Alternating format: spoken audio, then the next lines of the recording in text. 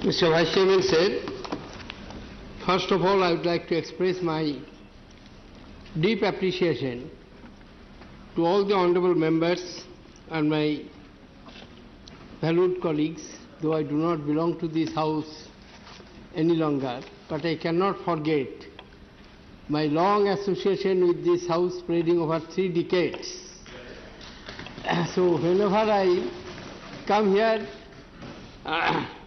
little bit nostalgic feelings I have, and please excuse me if I sometimes indulge in that.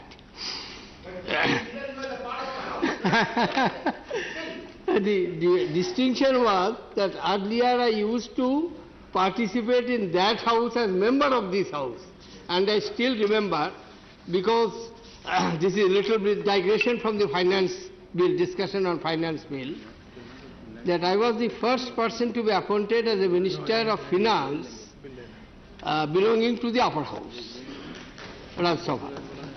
So a question, and a legitimate question, was raised in Lok Sabha that the finance minister himself would not be able to press the button in his own proposals in this House, which is the master in matters of money, finance, and all these areas. So is it not a contradictory position? Then it happened that Speaker of course gave the ruling that no, there is no restrictions in Indian Constitution, so it can happen. But what is important point of it, then Advaniji was the leader of the opposition in this House, and he welcomed the decision of that in the Lok Sabha and appreciated that yes, it has been well appreciated. Therefore, I used to attend that House as member of this House, and now the role has been reversed. But whenever I come, I sometimes feel quite comfortable and at ease. That's why I would like to express my deep gratitude to all the honorable members who have made their valuable contribution while discussing the appropriation bill, finance bill, and moreover, I appreciate from parliamentary point of view that normally we used to give more time to the members of the Raj Sabha to discuss separately appropriation bill and finance bill, because they do not have the opportunities of discussing the demands for grants. That is the exclusive prerogative of the Lok Sabha.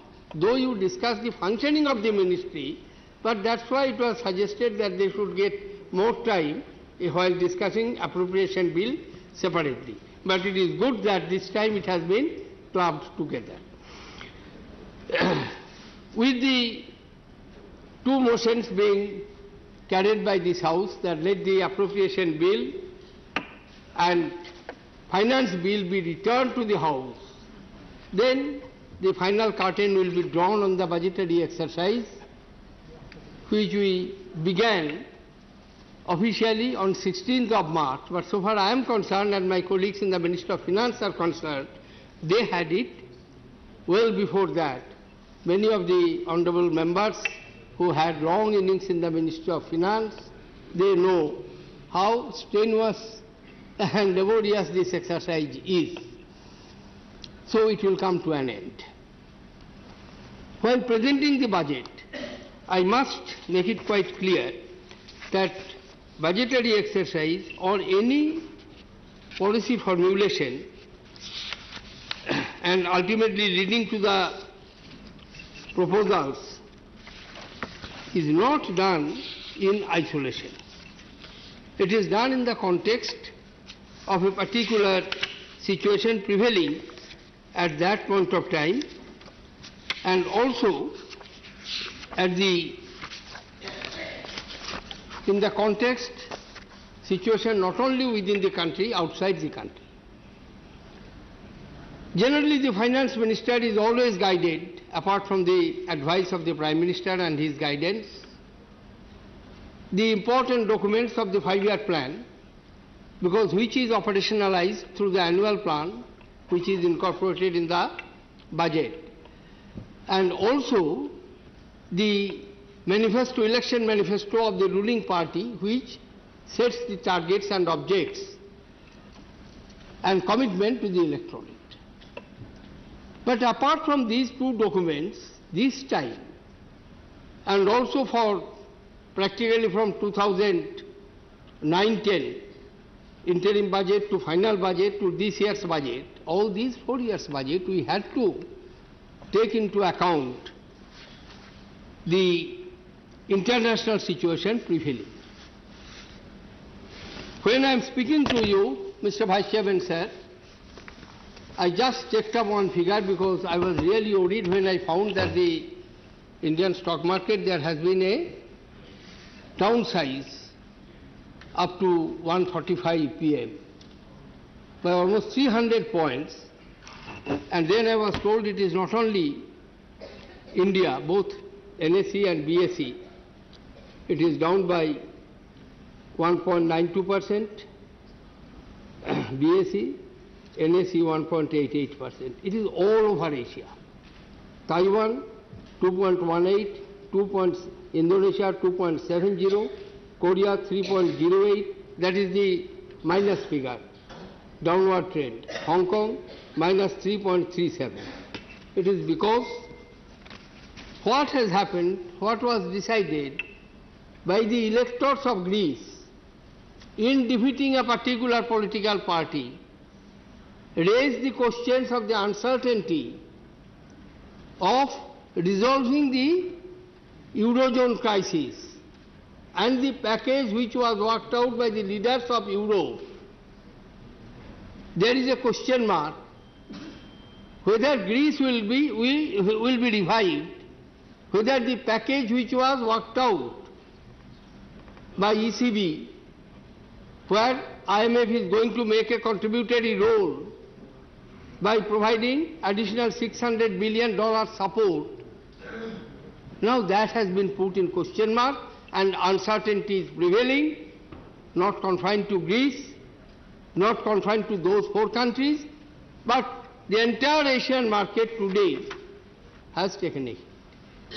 This is the complex situation in which we are living today, and we cannot ignore that. When I presented the interim budget, I had to do, with the approval of the Prime Minister, certain unusual things. And that unusual thing was, in the interim budget we do never make any major announcement. But I had to announce fiscal stimulus package and 3 packages taken together, which were announced in December, January, and finally at the presentation of the interim budget in February amounted to 1,86,000 crores, almost little more than 3% of GDP at that point of time as fiscal stimulus package.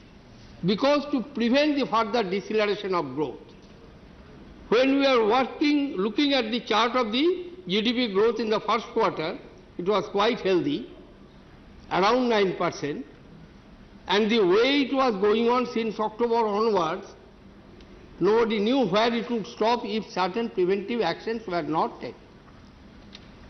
G20 leaders considered it, and there was an overall consensus that, yes, taking the risk of the fiscal expansion, we shall have to provide the stimulus package. We provided it. And thereafter we were able to prevent the further deceleration of growth, and GDP growth at that year was at 6.7%. In the next 2 years we made it up, 8.4, 8.4. 2009-10, 2010-11. 2011-12 I projected it would be 7.5% plus minus 0.25, but it did not happen. Ultimately it came to 6.9%, which has been projected.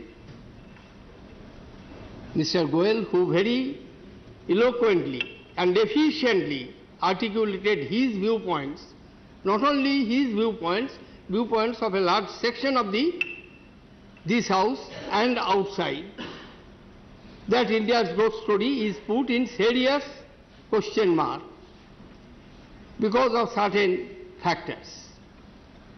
I appreciate the cogency in which he placed his viewpoints, well argued, well researched, no doubt in it, though I do not agree with the conclusions which he has arrived at.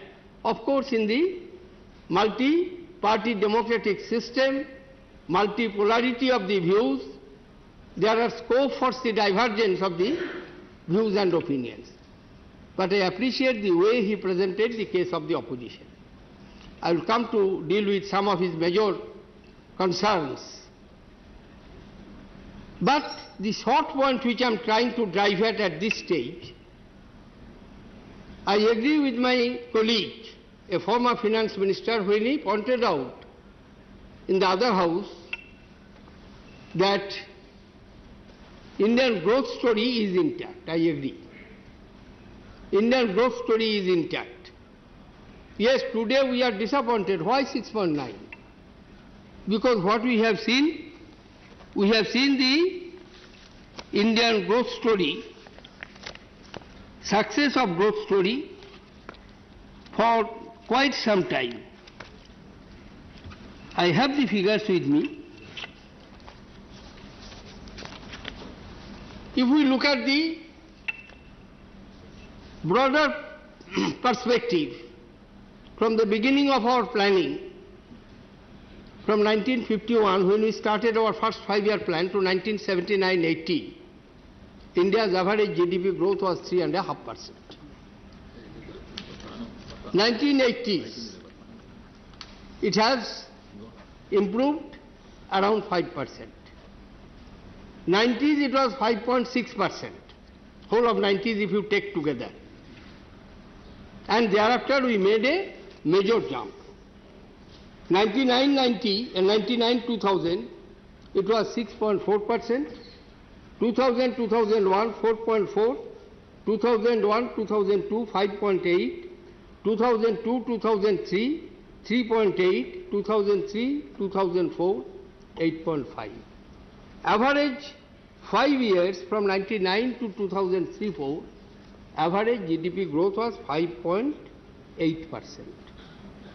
Then 2004-5, 7.5, 5-6, 9.5, 6-7, 9.6, 7-8, 9.3, 8-9, 6.7, 9-10, 8.4, 10-11, 8.4, 11-12, 6.9, average 8 years, 8.3%. This we shall have to accept it. You cannot expect in a growing economy, in a developing economy, and particularly in the context of the international scenario, when International Monetary Fund on number of times is to revise, re-revise of the growth projection of the major economies of the developed countries. When the European leaders brought out the package for the salvation of the Eurozone crisis, who could imagine that the Greece electors would take a position which will upset the apple cart? Therefore, these events, don't think that I am trying to pass on the buck to somewhere. Buck stops at me, I agree. Buck stops at our door. I am not passing on the back, I am owning the responsibility. But I cannot be Don Quixote. I cannot live in a world which is not reality. I cannot consider a windmill in the form of a imprisoned and bonded princess and try to rescue her.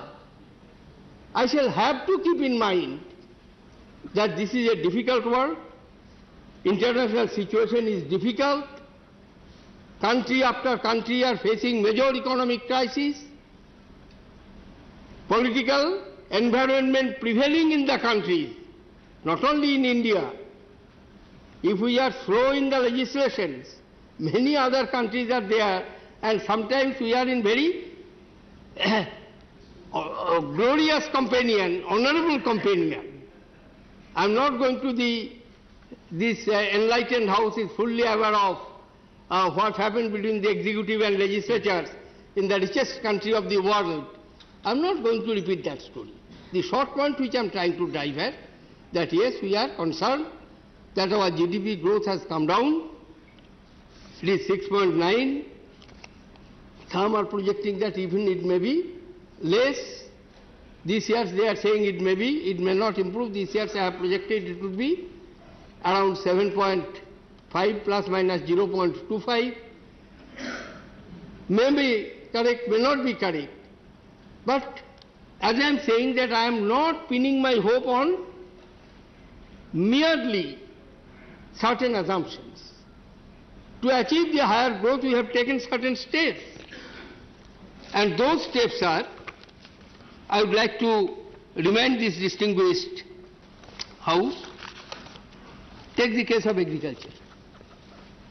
Because I know when I talk of the domestic demand-driven growth strategy, I have agriculture in my mind. Yes, I do agree.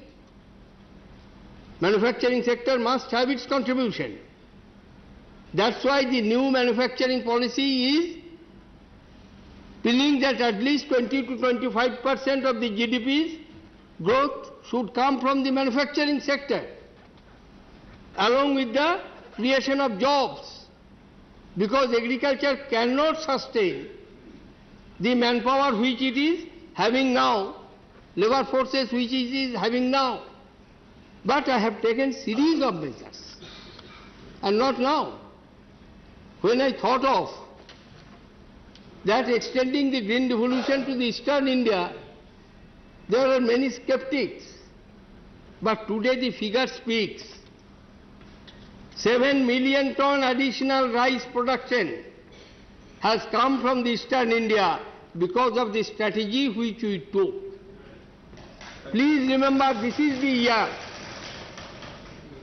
when India's contribution in the rice production has been recognized all over the world by Director General IRI, International Research Institute at Philippines, Manila, and World Food Organization, because this year we have reached the food production, rice production of 103 million ton, food production of 253 million ton, and without appropriate strategy, it would not have been possible, thanks to the Indian farmers, thanks to the Indian agricultural scientists, thanks to the people of this country, and thanks to all of you who have extended your hands of cooperation to achieve this objective. It is not the success of one individual or one government or one ministry. It is the collective success of this nation. It is the success of ourselves. Despite being maligned, the political establishment, political institutions in this country can work together and can produce results. This is one such example that collectively we have been. Yes, I have the problem. I have the problem of storing. I have the problem of availability of the gunny bag. I have the problem, constant fear. Whenever I see a cloud in the sky, I find that if there is a downpour, quite a substantial quantum of food grains are kept in open, it will be completely destroyed or huge damage will take place. I am worried over that. But we are not stopping it just there. I am expanding the storing facilities.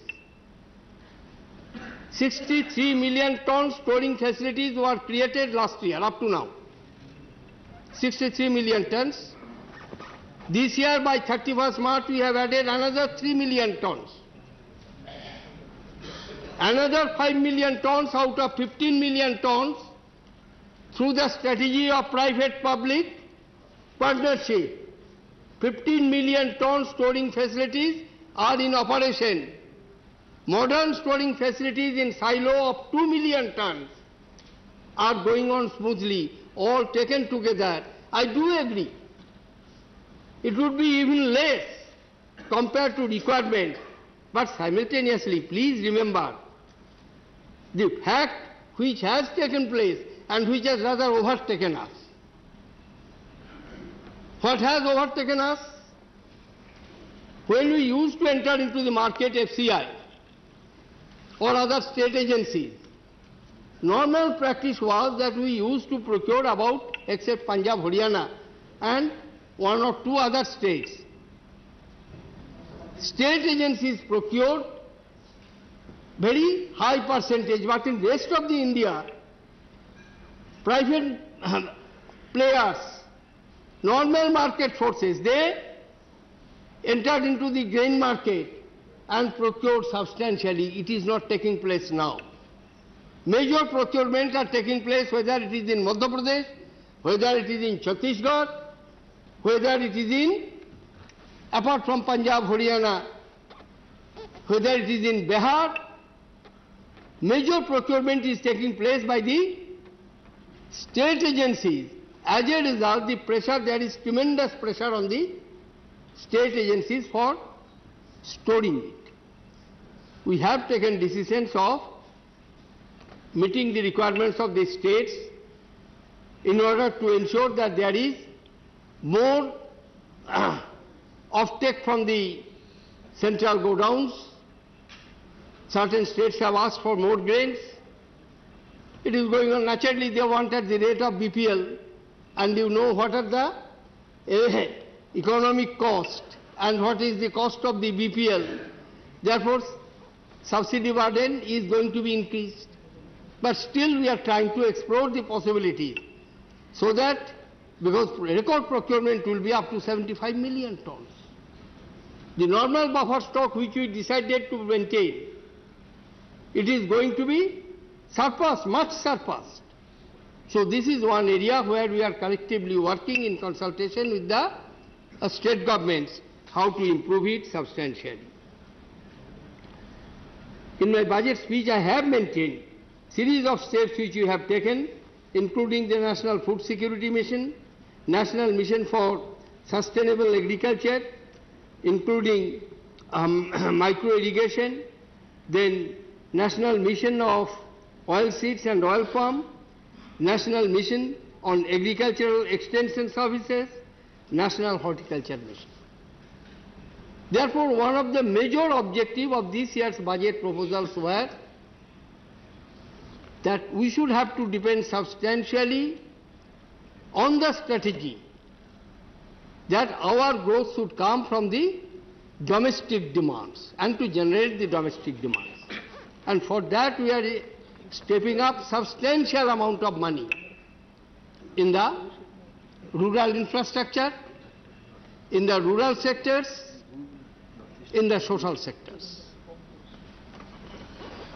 Yes, many critics are there for the Mahatma Gandhi National Rural Employment Guarantee Scheme. I do not rule out the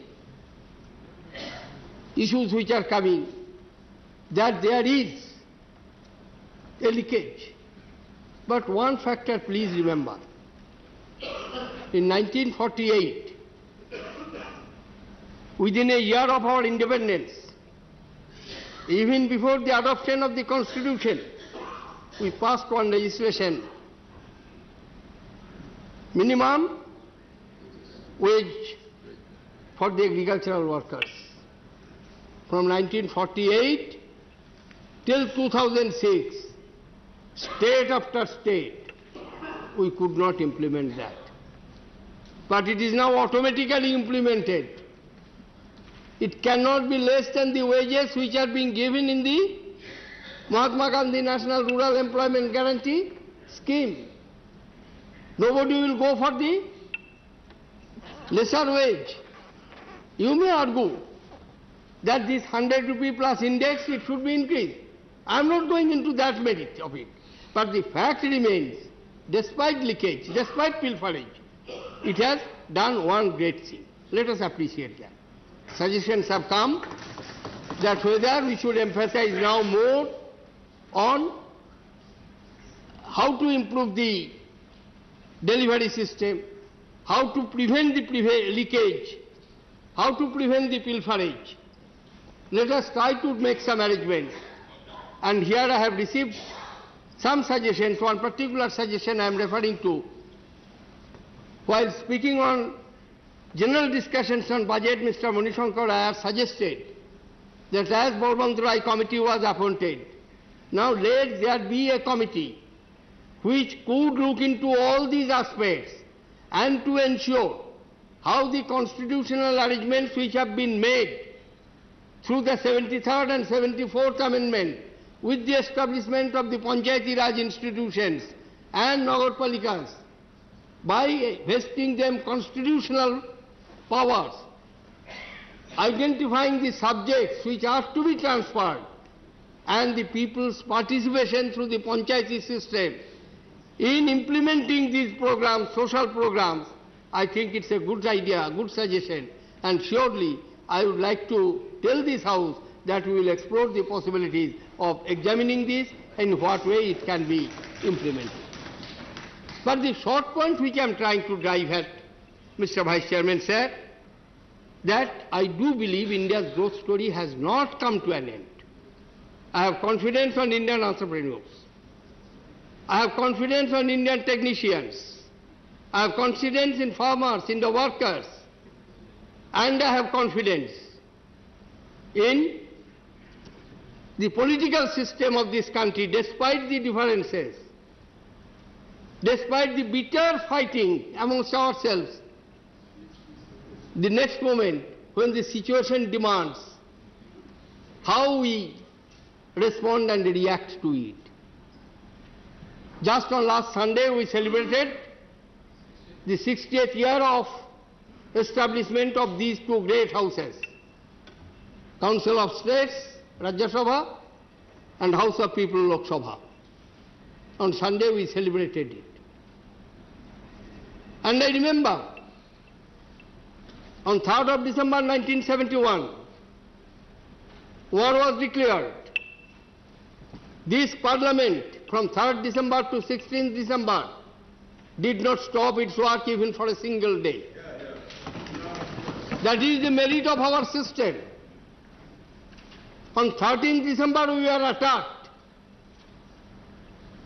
But for the indomitable courage of one officer belonging to the watch and lady officer belonging to the watch and ward department of the Parliament, if she would not have alerted, and if the terrorists could have entered into through this door, because this door almost always remain open, because members go to the chairman's chamber, come and go. Just that time the houses were adjourned. The then chairman was to leave. Myself and many others were sitting, where leader of the opposition is sitting right now. He was sitting, of course, on this side. One or two terrorists with the modern weapons, automatic weapons, could have liquidated the entire political establishment of this country. But that is not the point. Point is, next day at 11 o'clock we met. Parliament transacted its business. We may quarrel, we may disrupt, which I do not like. Of course I will say. But at the same time, when situation demands, because the objective of the attack was not to kill some people or to get themselves killed. Objective was to destroy the institution, demoralize the institution, and we considered that this is the time when we shall have to show that Indian democratic institutions can never be cowed down, can never be threatened, can never be challenged. That is the strength. And on the basis of that strength, I would like to most respectfully submit that Indian growth story will not come to an end. Yes, there will be obstructions. My growth from 8.4% may come down to 6.9%. From 9% it may come down to 6.7%. But again it will move up. And in the compass of 4, 5, 6 years we shall have to see, not in 1 quarter or 2 quarters or 3 quarters. Second objective is of the fiscal consolidation. Many people said that how would you be able to keep it within the 2% of GDP or below 2% of GDP. Please look at the figures. What is the current level of subsidy? In most of the areas our subsidies are increasing, but despite that we are within 2% of GDP. Yes, we shall have to make serious efforts. We shall have to as Mr. N.K. Singh very correctly said, that finance minister should not hesitate to bite bullet. I am not hesitating. But I would like to bite bullet when I will say my biting bullet will end in results, not merely making a proposition and thereafter finding it that it is ending in a fiasco. It's not that. It must achieve success. It must achieve the objective. It must achieve the goal which I want to go. Collectively we shall have to decide. Petroleum prices are increasing by leaps and bounds. Three major questions are staring at our face. We cannot keep them under any carpet. If we do not take corrective measures, it will have to face a disastrous consequences. Therefore we shall have to think of, and it is not merely my own thinking or thinking of the government of the day. Today we are here, tomorrow you will come. Day after somebody else will come.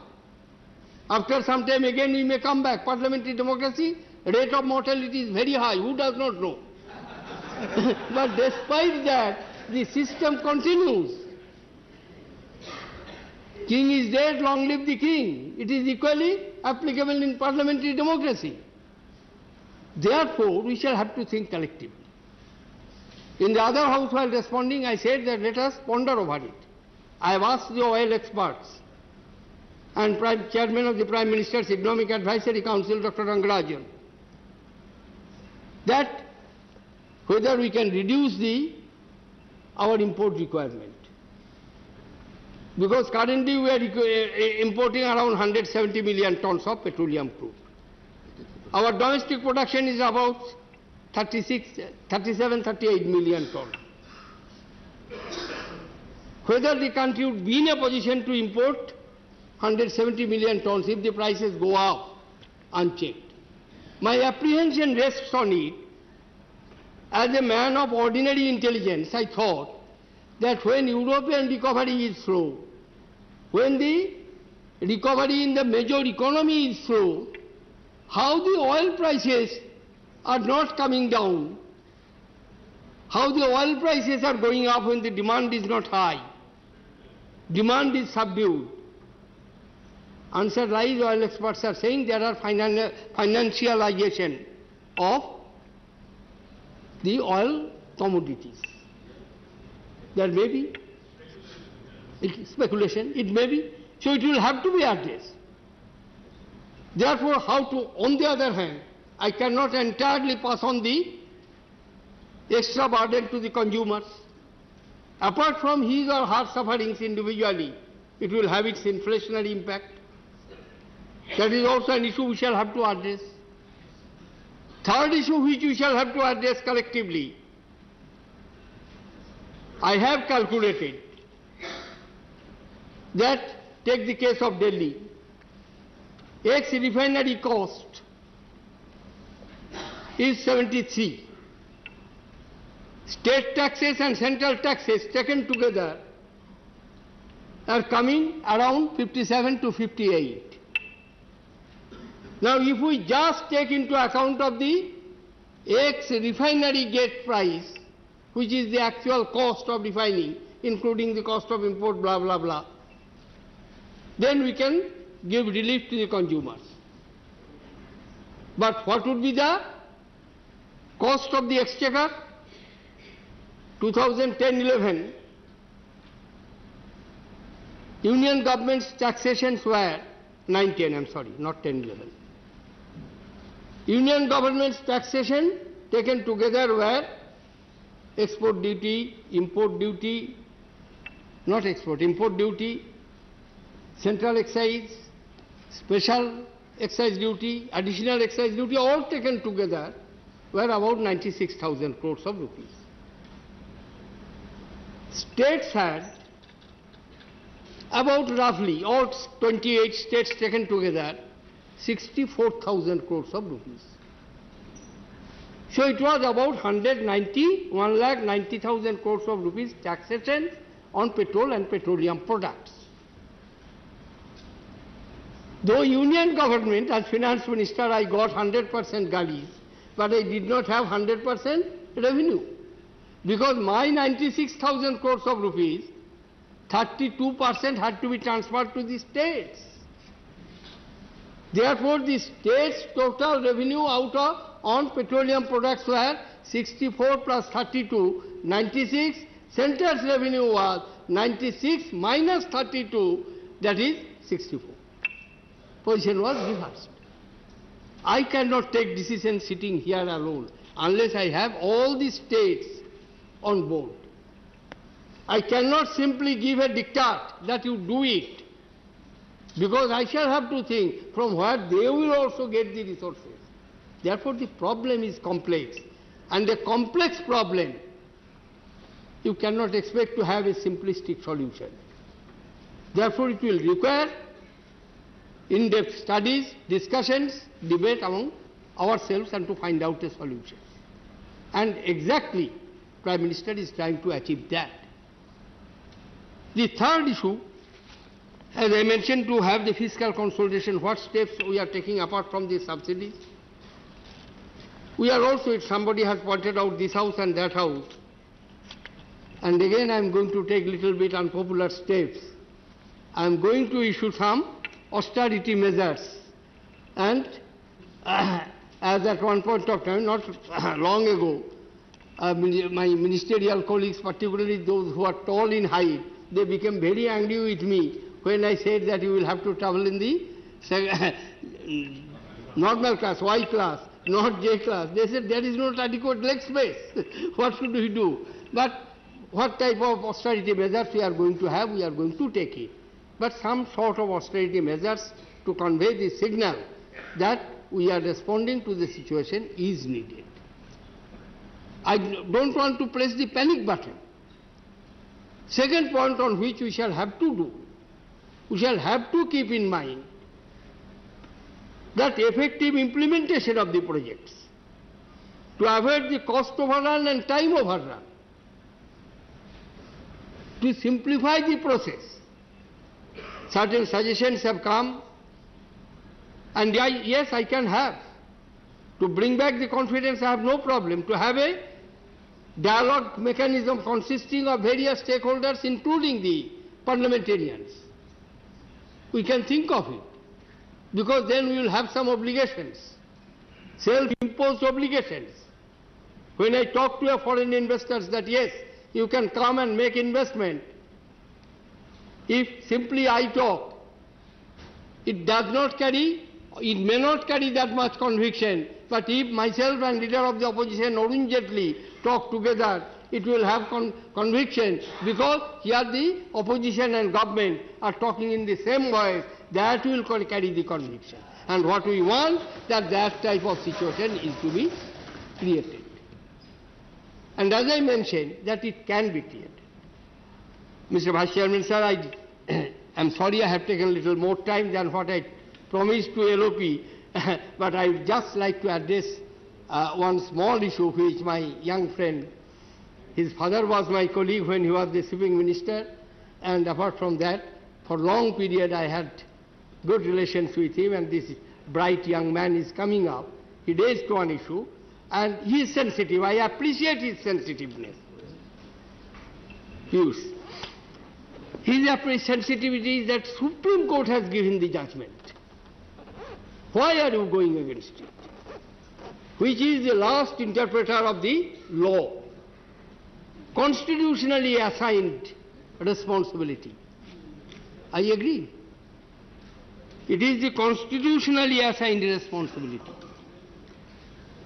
But at the same time, it is equally the constitutionally assigned responsibility to this House and the other House to make laws.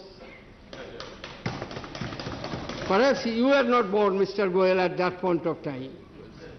Because when the first amendment to the Constitution of India took place in 1951, June,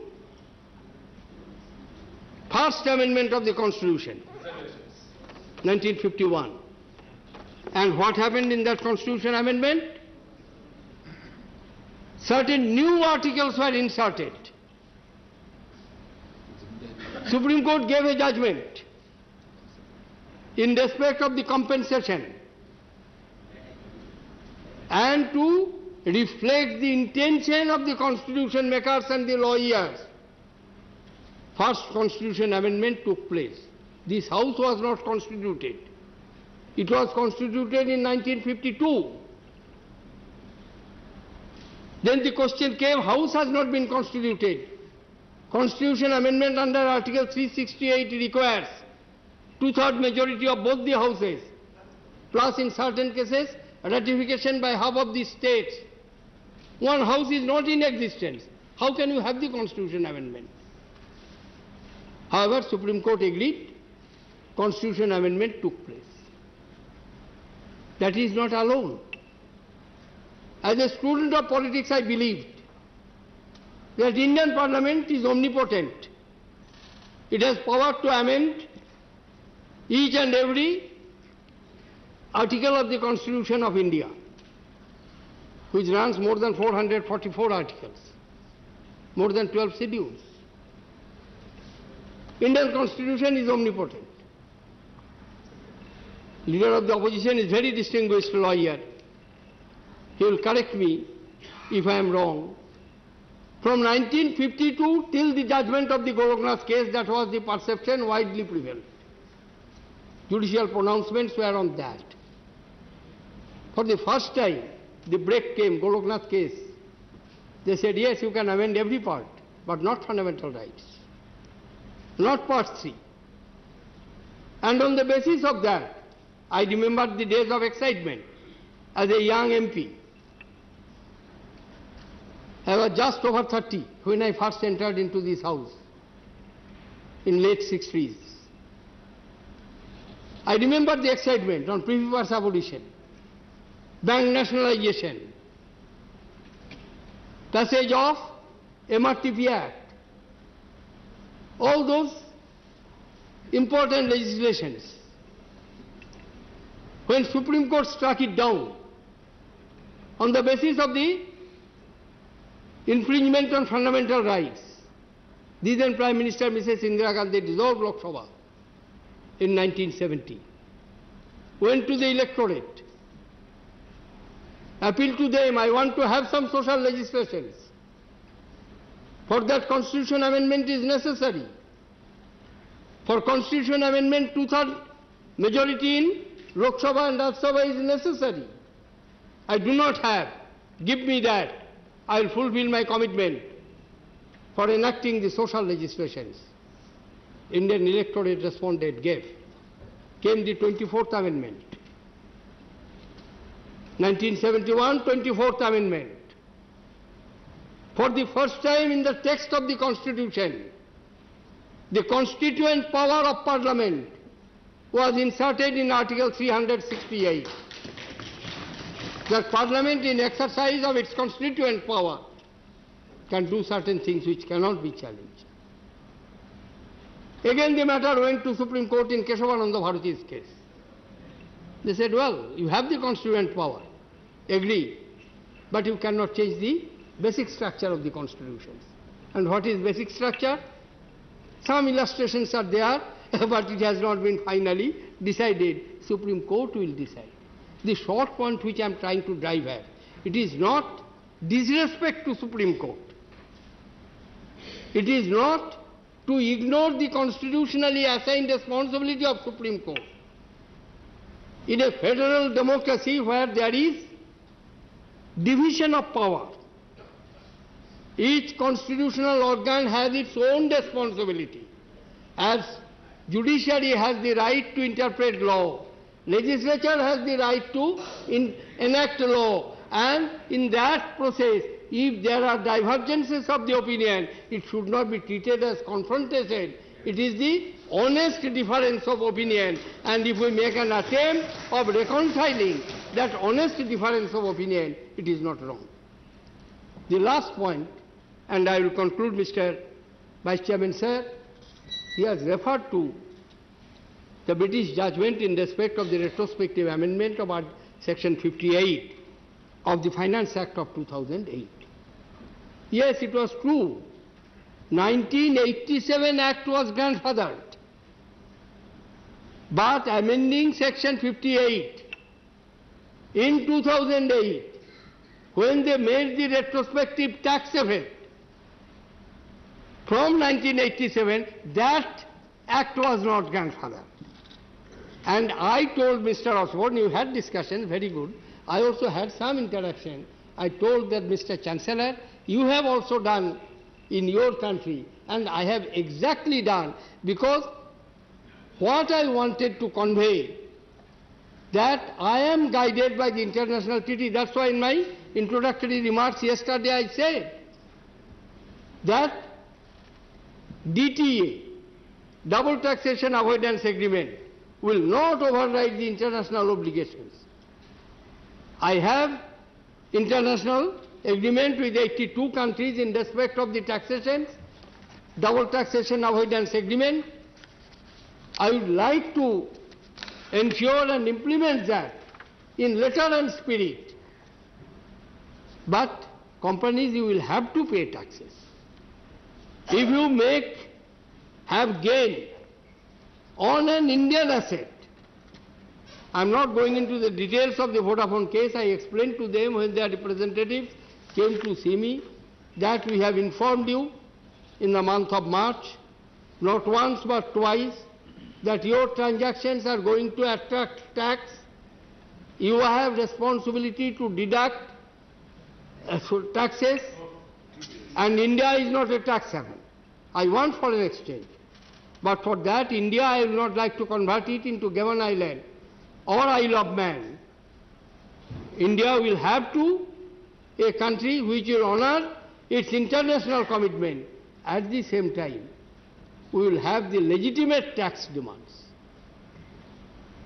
Now, if the Supreme Court nullifies my constitutional amendment, which you are, Income Tax Act amendment, which you are approving, then they will have the position. But Supreme Court gave us that you give the clarificatory amendment. It is not substantive amendment from 1962. A whole section, during Jaswant Sinha's time, a whole section was inserted in the Income Tax Act with effect from 1962. Therefore, it is not every finance minister has done it. But in this case, somehow it has attracted wide attention, public perception, because big companies and huge amount of involvement. I shall also have to look at my own interest. What would have been the consequences if I would not have done it? There are many companies, they have accepted the interpretation of the Income Tax Department, they have paid taxes, they have not challenged. Once it becomes the law, Supreme Court's interpretation, unless it is changed by the subsequent amendment of the Act, that stands as the law, I shall have to pay 40 to 50,000 crores, which is not acceptable. They deposited some money as per the direction of Supreme Court, 2,500. I paid them back with interest. The period for which I retained that money, I have paid interest for that. My point is very simple. Yes, I want FDI. Series of measures I have taken for, in my budget I am not going to read it. Series of measures I have taken to attract FII, FDI. I have established institutional arrangement to invite long-term financing for development of the infrastructure. Infrastructure debt fund has been created. It is being operated. $1 trillion investment requirement is there during the next 5 years. 50% of it has to come from the private sectors. We have created that. External commercial borrowing. I am fully aware of it. I am fully aware of it, what has been pointed out, that I should not fall in the debt trap and create a situation which was like 1991. I can tell you very respectfully that I have no intention of going back to 1991, and the situation exactly is not similar. Yes, I am worried over the current account deficit. I am worried over current account deficit of 4% of GDP during the current fiscal year. Even in 1991 it was 3%. But the situation is not comparable. Because you shall have to keep in mind what was the level of foreign exchange reserves in 1991. 1991, the foreign exchange reserves, I'm not talking of absolute terms. Absolute term is not important here. 1.91% of the GDP. Today, it is 16.9% of GDP, which was 1.9, today is 16.9. Import cover, I have said that reserve was 2.5 months. Though it has come down from 14 months to 7 months, I am worried about it. I shall have to see that how my export change its destination, change in the basket of exports, basket of commodities, so that I can earn more export earning. But still, we shall have to keep in mind 2.5 months is not equal to 7.5 months. And particularly, when our import and export is today much high, 300 billions. 300 billions export, 400 billions import, 400 plus. Trade gap is about 188 billion. Volume of transactions have increased substantially. Therefore, the percentage point is to be kept in mind.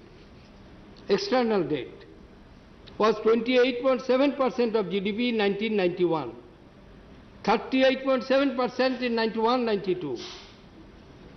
At the end of December 2000, latest figure available to me, 2011, it is 20% of GDP. Short-term debt.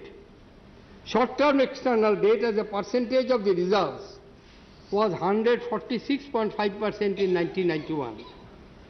This has declined to 26.3%. It is high. I agree it is high, but surely it is not comparable to 146%.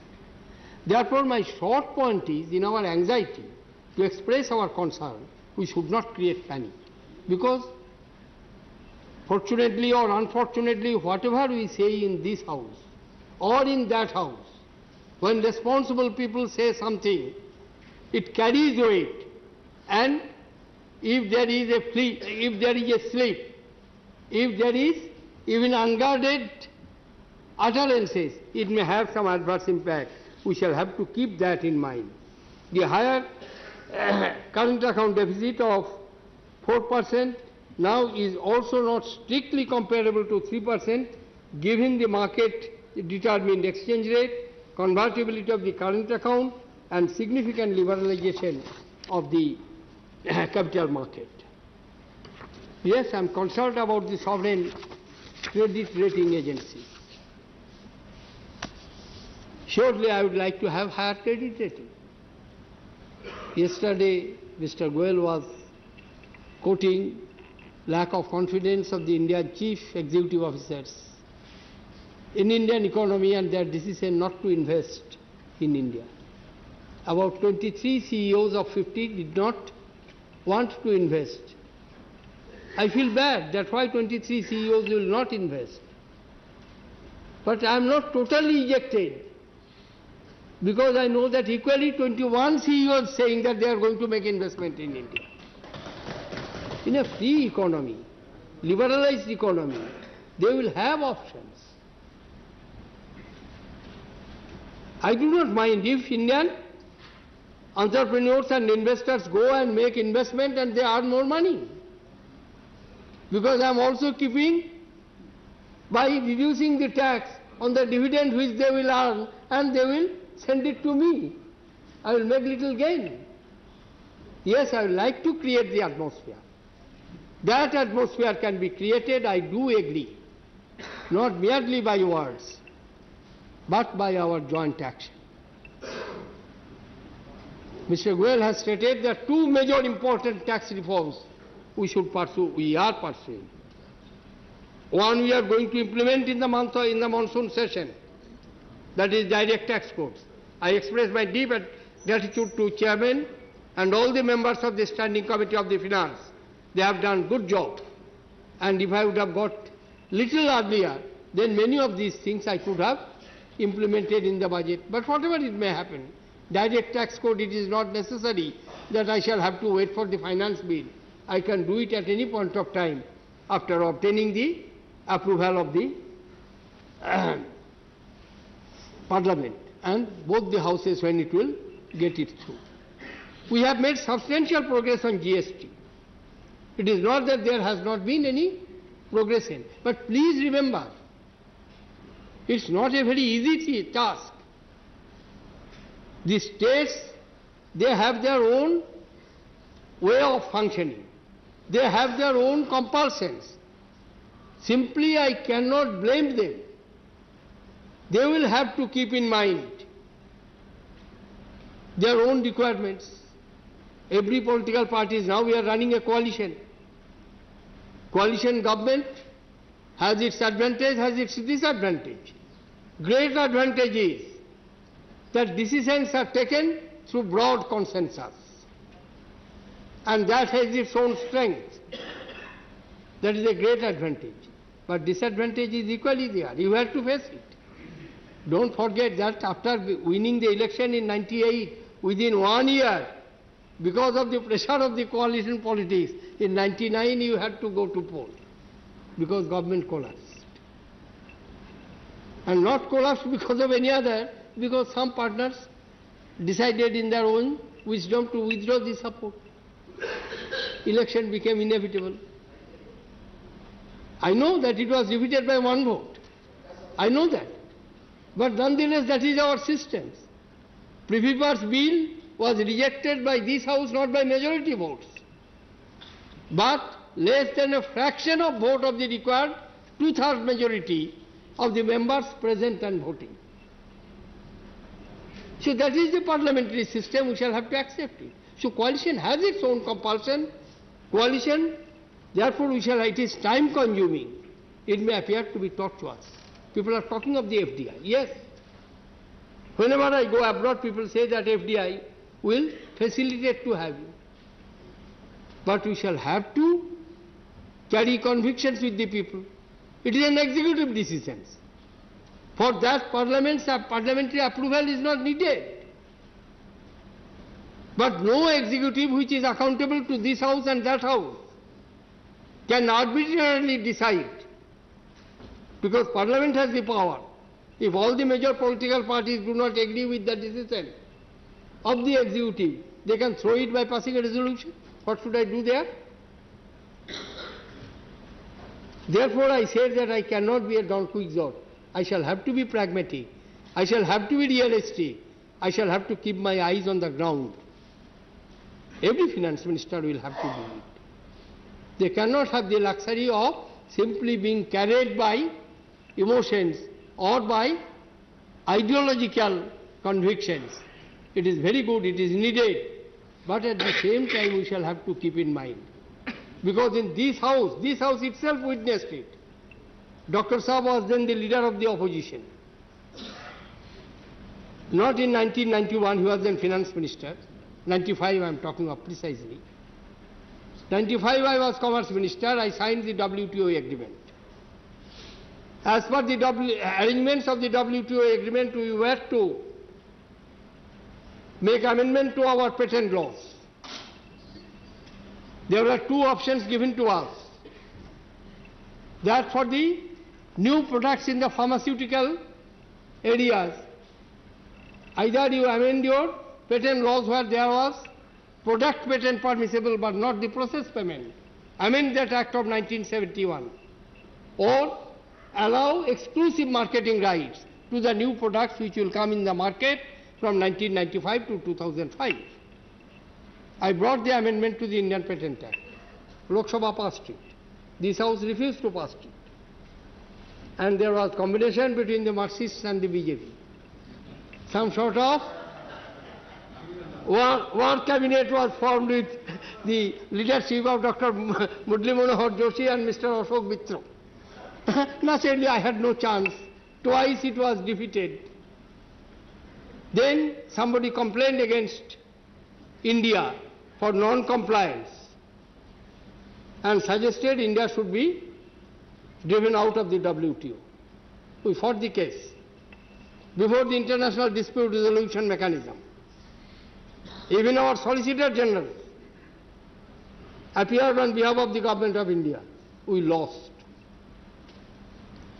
In between, arrangements of the sitting changed. Arun came here and we went there. The question came that if India is driven out of WTO, India is a founding member of GATT. India is a founding member of the WTO organization because when GATT converted into WTO. As India is a founding member of the Bretton Woods Institute, ruling party talked to Dr. Saab as leader of the opposition, Prime Minister. He readily agreed. And we supported the bill. And my view was very clear. Accident of sitting does not change the policy stand, which we took in principle. No, please. No. No, it's not. Please allow, I am going to complete it in the next couple of minutes. I will not take more time. As I promised, I have exceeded my time. No. Therefore, my request is that we shall have to keep our eyes open, we shall have to see that whatever is in the best interest of the country, we shall have to adopt that. Simply we should not be carried by the emotions. The last point, starting from my good friend Devu Babu and last speaker of yesterday, Mr. Gujral, they said that if you give a Bengal package, you also consider of the Punjab and also of Kerala, because these are the three states. I will just like 2 minutes to explain the problem. Bengal would have received relief if the FRBM Act was passed in 2005, because the 12th Finance Commission, they make recommendations for the debt relief. Because mandate of the 12th Finance Commission was to address the debt problems of the states. So those states which were debt stressed, their problems were addressed by the 12th Finance Commission. Recommendation was that you go the route of FRBM, introduce FRBM Act in your legislatures. This is the type of reform, this is the type of concessions you will get. Most of the states complied with the recommendations of the 12th Finance Commission. West Bengal was very late. Yes, it is not. I'm not making any comment. I'm talking of late. It was done only in 2011. So they got benefit for only 1 year, 2010-11. And it is one of the highest in absolute terms, not absolute terms, per capita, it is the highest. More than 2 lakh crores of rupees is their outstanding debt. So I have appointed a small group. Then 13th Finance Commission, there should not be any confusion. Debt stressed was the recommendations of term of reference of the 12th Finance Commission. 13th Finance Commission came out with a suggestion that certain states are revenue states. That means their revenue realization is less compared to the other of the similar category states. So you do something. I have appointed a group of officers to look into these aspects. Because of the elections in Punjab, the work of that committee could not do. We are exploring the possibilities. Chief Ministers of Bengal, Chief Ministers of Punjab, Kerala, they have met Prime Minister. I had some discussions with them also. We will work out an acceptable solution, but simply I shall have to keep in mind that I represent West Bengal. I come from this state. Naturally, I will have an obligation to that. But as Federal Finance Minister, I have equally responsibility to 28 states, and I cannot do anything which will go totally against the norm of the formal federal system.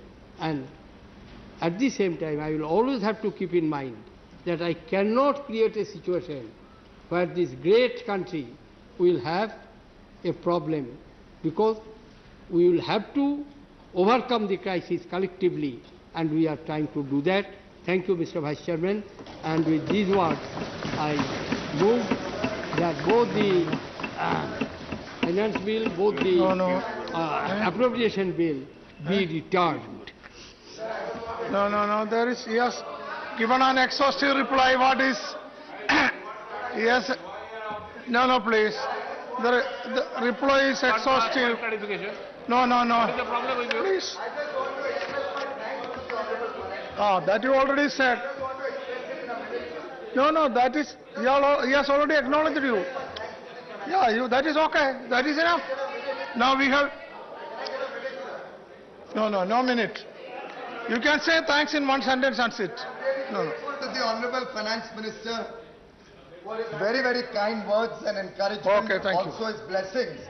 But I just want to say one more thing. No. It's a very statesman-like... If you have nothing, if you have a question, that is okay. Otherwise, sit down. I'm raising a question. It was a very statesman-like approach. He's risen above party lines. He's given us a direction. I just want to raise a small point, sir. I'm also a student of law. No, don't give a lecture, please. No time. I did not contest. Sir, I did not contest the right of Parliament to legislate. That was Why do you say all this? I had just raised the point that the world community is looking at India. It was the faith and confidence of the world community that I was addressing, not the right of Parliament to legislate, yes, Mr. not the Taban, right of Parliament to make laws. Put your question, Mr. Taban, that's all. One question, that's all. We learnt a lot from your very charming explanation. Just one thing, that, okay, I understand on petroleum tax you need to discuss the tax, states. But I think on cess there is a room for consideration which the central government could do with its own authority. Okay, please. And That's all. in view of that, since the cess will also add to the cost to the consumer, if you kindly consider. Yeah, please. Secondly, that's all. I am not... No, that's enough. Wait, when there is question, 1 minute. I will not take, I am not to speak. Second on, I requested you on the Provident Fund. No. What are you disturbing? I am discussing you on Provident Fund and pension. There is agenda. I think there is a room of reconsidering when an employees Provident Fund, it has gone down below the GPF rate and PPF rate and SDS rate. Yes. And I think this 5 crore worker Put the question, that's all. And also on account of pension fund, at least the unanimous recommendation of the Parliamentary Standing Committee on Labour to make the government No lecture, put the question. At least half of the what employers contribute. I think that there is a room for consideration. Please, on that you kindly respond. Just put a question only. A very humble suggestion. The large heart which the Honourable Finance Minister frequently demonstrates while replying to our interventions in appropriation or budget speeches would also gently percolate to his distinguished colleague in the cabinet as well. That's all humble suggestion I have to give. Would you like to? Yes, please. I appreciate Mr. Goel's. I took it in that right spirit that in order to protect the image of the country, that their confidence on India should not lose. So I understand in the perspective in which you placed your viewpoint. I have no doubt in it. In respect of Mr. Sen's problem on sales, please remember that 2006 the last increase took place. And from 2006 to 2012 we have not done.